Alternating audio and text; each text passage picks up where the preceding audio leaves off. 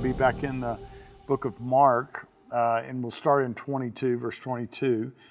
But the illustration that we used on the difference between believing and faith, because they are two separate things, but they really are dependent and interdependent upon each other. So think of this. Every time you turn on a light, you have the simple illustration of faith and how it works. So think of this. The switch is not the power, and the power is not the switch. The power is constantly flowing within the wiring, but it remains unused until there is a release or a demand for it. So the switch on the wall in your home and all around this building is not the power, it's the control of the power. And the power that's flowing through the wires in this building is not the switch, but those two things work together and are necessary for each other. The switch is our believing. And Jesus said, if thou canst believe, all things are possible to him that believeth. So we could say it this way, light is possible to the one that will turn the switch on. I was trying to think, one of the old gospel songs when I first came to the Lord was keep the switch of faith turned on. A switch, you could be in a room, a dark room, wanting light, needing light. You can pray, you can intercede, you can speak in tongues, you can groan and travail, but you don't even need to do that. Just go turn the light switch on and the light will flow. And so it is with faith. Believing is not the power, it releases the power.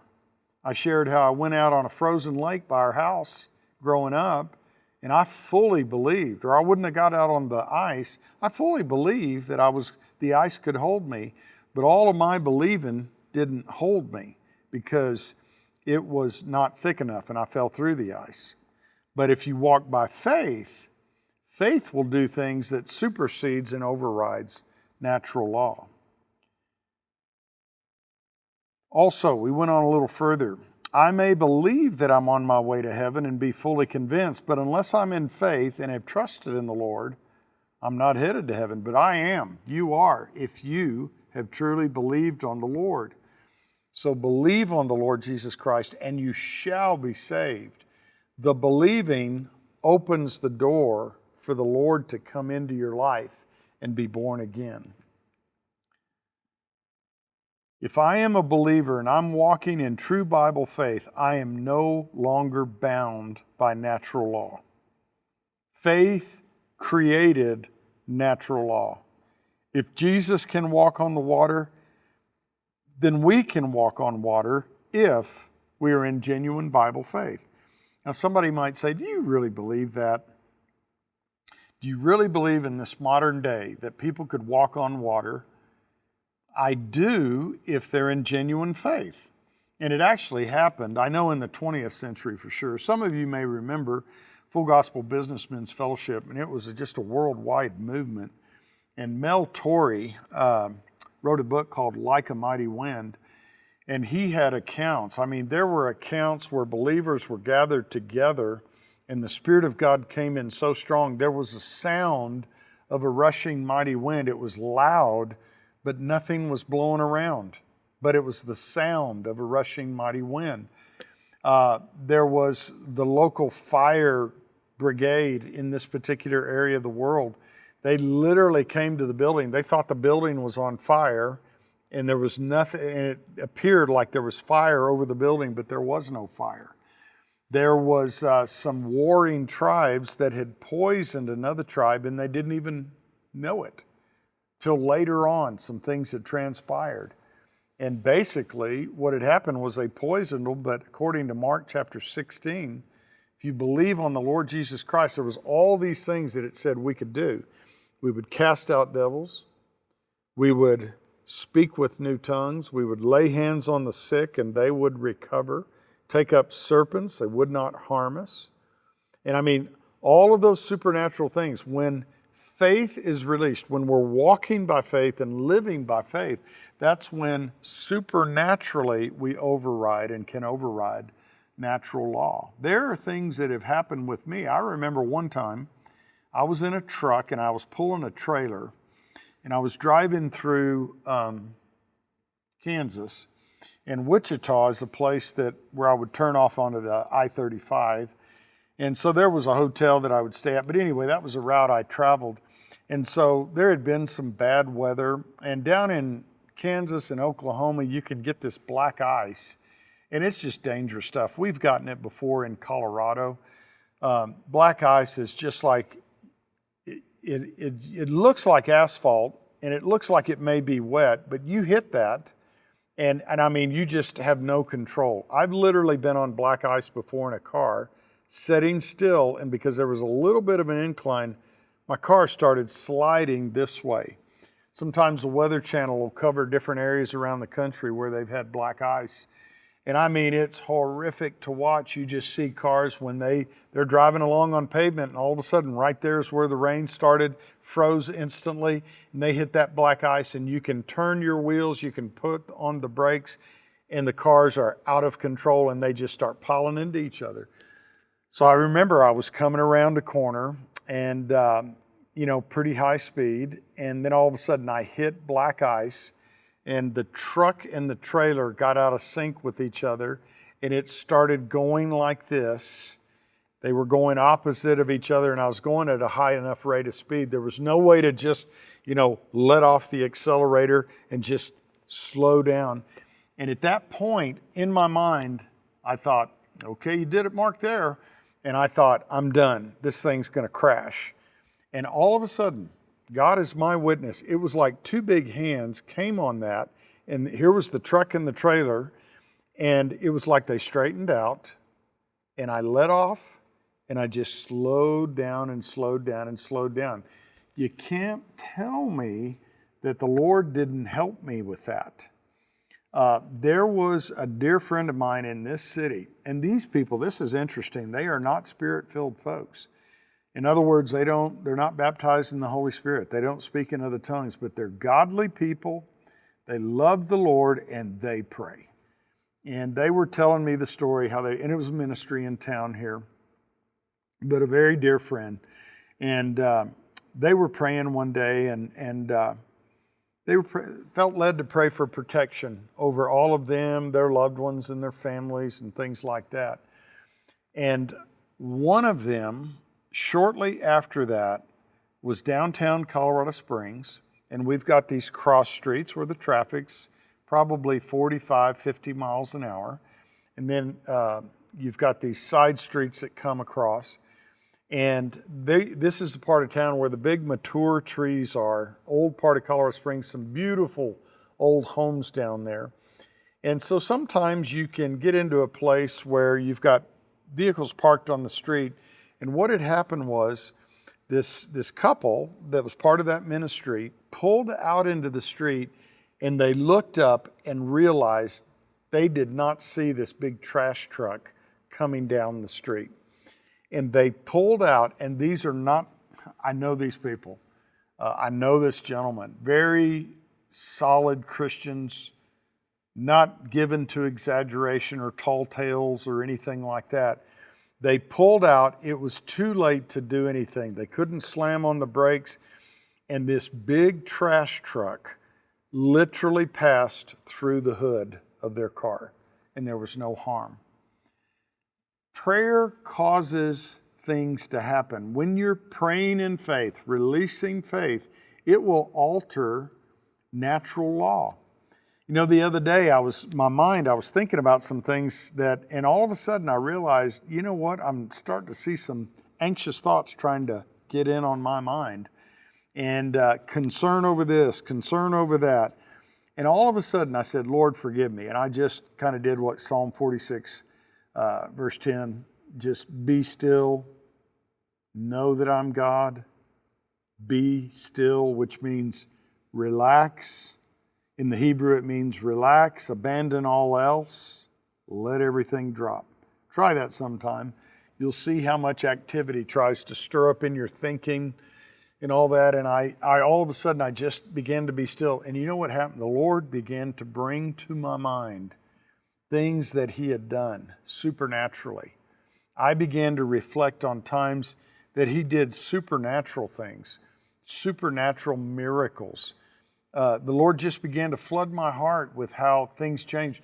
Our old building, I remember when we had this property on the east side of Colorado Springs. We're ready to build. Our old building, we had outgrown it. We couldn't fit in it anymore. We were out of office space. We had done as many services as we wanted to do on a Sunday.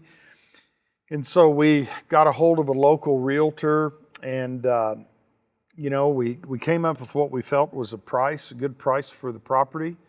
And this guy is reputable. I still see his name around town. And he was an honest man, an integrous man. And he literally told me this. He said, Pastor Cowart, he says, I just have to be honest with you. I don't think the building is worth what you're asking for it. And he said, I couldn't sign this listing agreement in good conscience unless I let you know that. And I said, well, that's okay. I said, I get it. Let's just put it out on the market and let's see what happens. And he said, well, I need to be honest with you. I think you're about double what the price needs to be. And he said, as a matter of fact, I think if you put this price on it and you took this much less, I think you'd be getting a good deal, and I think you ought to be happy on that. I said, well, that's okay. I appreciate you being honest with us. And so we signed the listing agreement. People stayed away from looking at that property by the hundreds. Nobody came to look at that property. And it was a little bit unique. And so I remember there was a conference, a pastor's conference going on in another state. And I remember I was so busy, I almost didn't go to that conference. And I thought, man, I got too much going on. I just need to stay behind. But anyway, Linda and I decided to go. So we got to this conference, and every time we went, the spirit of faith was in that conference. The worship. There were signs, wonders, miracles. This ministry, they saw healings, miraculous healings. They had things happen that shouldn't happen. And here we go to this meeting, and I'll never forget it. They were so welcoming of pastors. They were, I remember, I think they were believing, because they didn't advertise till like 4 months before, and this is a national invitation. So I think they were believing for 2,000 to 2,500 to show up. The majority would have been pastors and their wives and staff. We got there, and there's like 6,000 people there. And I mean, the Spirit of God was moving. And there were nights that the meetings went until midnight. It's about a 5,000 seat auditorium. And I remember I looked around and I wondered how, people, they go to these meetings, they get tired, they're out of town, and they're on a different time zone. This was East Coast. I looked up and nobody left. And I'm telling you, those meetings, powerful things happen. But then the Lord spoke to me, and they were telling us, they welcomed everybody the first meeting, and they said, we just want you to know we've been praying for all of you that are coming that you would receive something from the Lord. And they said, we are praying that what happens in you will far exceed anything that happens to you. That's a powerful statement right there. They were praying what happened in us would far exceed anything that happened to us.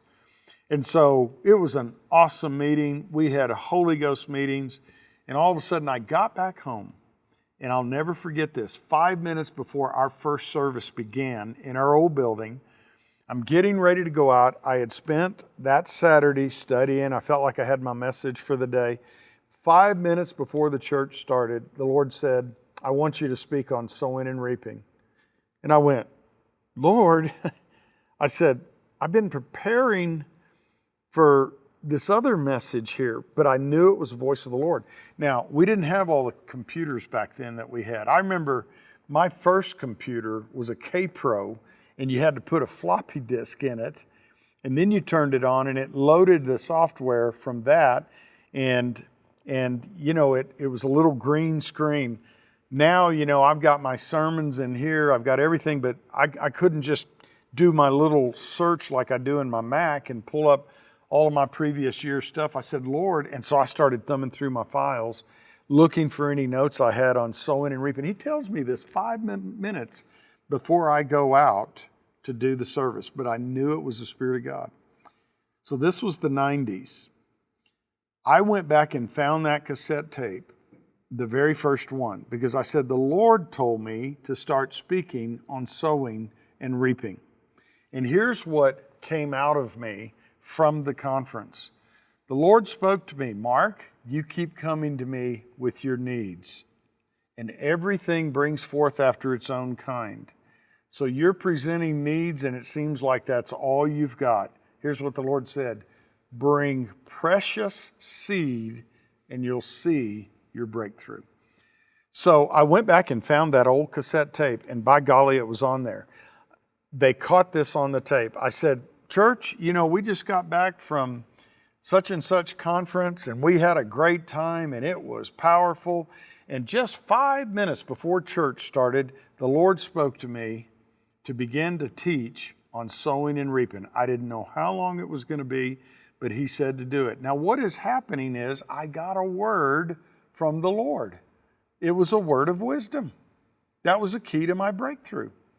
And it was taking faith for me to obey, but the key was to obey the Lord. The Lord told me, He says, Mark, you just keep bringing your needs to me. Bring seed. Everything brings forth after its own kind. So I started talking about sowing and reaping. It is the master granddaddy law, if you want to call it. All of life operates and functions upon seed time and harvest. The Lord began to show me things. You and I are the product of seed time and harvest. Our biological father sowed a seed in our biological mother's womb. We were conceived. Over time, we were given birth to. Everything in life, you can't go anywhere without seeing evidence of seed time and harvest. When you sit down and you eat a meal, all that food started as a seed. It was planted, and it always brings forth more than what was put in the ground. I mean, it was like my eyes started popping open to the power of seed time and harvest. So then I said this. I said, church, here's what we're going to do. We're going to receive a special offering as a church, but it's not for this church. We're going to sow it away from us. And the Lord told me to sow it into this soil over here, this ministry. That ministry has supernatural growth. That ministry has favor. That ministry has signs and wonders and miracles and healing. And we started gathering. Now remember, we weren't near the size we are right now. We were a little 300-400 seat auditorium on the west side of Colorado Springs. We had 2 services, but we had definitely outgrown the building, and we had survived. We came out of debt, but we needed to get free of that old property and get it sold so we could come build this new property. And so we started receiving offerings. They started coming in. And, the devil doesn't take stuff like that laying down. So all of a sudden I started hearing some murmuring and complaining. Oh, it came through the grapevine. That's all that Mark talks about is money, which is not true because I went back and looked at the entire previous year. I rarely talked about money except exhorting during the tithes and offerings. And so somebody had gotten to somebody and it got back to me. They were just grinding on me about talking about money. And I'll never forget this. There was one last message I thought that I was going to preach, and I almost didn't preach it because of the grumbling and the murmuring and the complaining that came back to me. And I just felt a prompt on the inside. The Lord said, you go ahead and speak today, and make today the last day, and if anybody wants to give toward it, they need to do it today. So I did that. So anyway, I got up and I said to the people, I said, well, the Lord's been speaking to us. We've been studying sowing and reaping. We are going to sow this seed away from us to meet our need of seeing this property sold. And so I got to the end and I said, today's the last day. And I said, give your best offering, whatever the Lord puts on your heart. And I noticed a man got up and walked out of the sanctuary. And about 10 minutes later, he came back in and sat down next to his wife.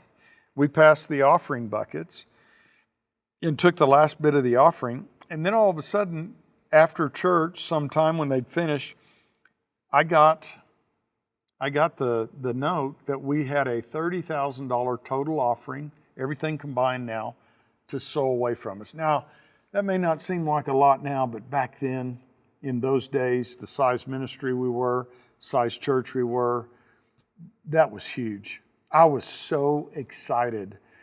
And I said, I'm going to fly out personally and hand this to that pastor in that ministry. Huge ministry. So there's a whole lot of detail I could tell you about this that was just so supernatural, but I'll encapsulate this part of it. I flew out there, and on the airplane, my mind was a soccer field. The devil said, you and your big mouth, you're up there bragging and boasting and saying, this is going to be your breakthrough. What are you going to do if it doesn't happen? I mean, I was tormented the whole way out there. And all of a sudden, I finally had to say, well, devil, if the only thing that happens is I get to give $30,000 to a really powerful ministry, then I'm going to be a lot better off than I was before we had this $30,000. Because blessed is more blessed to give than to receive. And I went out there, and that pastor received that seed. You know, he had 400 or 500 on staff at the time. And we prayed over that. And man, there's so much I could tell you. It just encourages me thinking about it. The bottom line, I get back to town, and all of a sudden our realtor starts calling and say, we've got somebody that wants to look at the building. We got somebody else wants to look at the building. We got somebody else wants to look at the building. He even wrote me a letter, and somewhere it may even still be buried. He said, Dear Pastor Cowart, as you may have noticed, for some unknown reason, interest has picked up in your property. And the bottom line was somebody came forward and gave us a full price offer. And I was sitting in the room. It just blesses me thinking about it, because this guy is such integrity, our realtor. He let us know he didn't think that building was worth it. He was honest, and I respected him for that, really. I will never forget, because I saw him out of my peripheral vision. Their realtor and he and I and another couple of the church were there, and they said, well, we'd like to offer you a full asking price on this building. And I could see him, and he was kind of moving around in his chair. And so we were excited. They walked out, and he said, well, Mark, I have to tell you, I never thought I'd see that day. And the bottom line of it was, faith really altered natural circumstances. While people weren't interested in that property, while it was thought we could never sell it, and much less sell it for the price we sold it for, that began really kind of an avalanche of breakthroughs for us. And we started seeing supernatural things happen. I'm here to tell you that faith changes things. Faith will override and supernaturally alter natural law. You know, Isaac sowed in a time of famine and reaped 100-fold in the same year. You can sow in a time of spiritual famine. Our economy, our finances as individuals, as churches, as ministries, as businesses, do not have to be tied to this economy. We can prosper in a time of famine. There is power when you move in faith, when you walk in faith, when you live by faith. And words are so very powerful. Thank you for watching this video, and be sure to explore more of my YouTube channel for more content like this. And if you want to learn more about what we do, or if you want to partner with us, be sure to visit my website at markcowart.org. May the Lord bless you richly.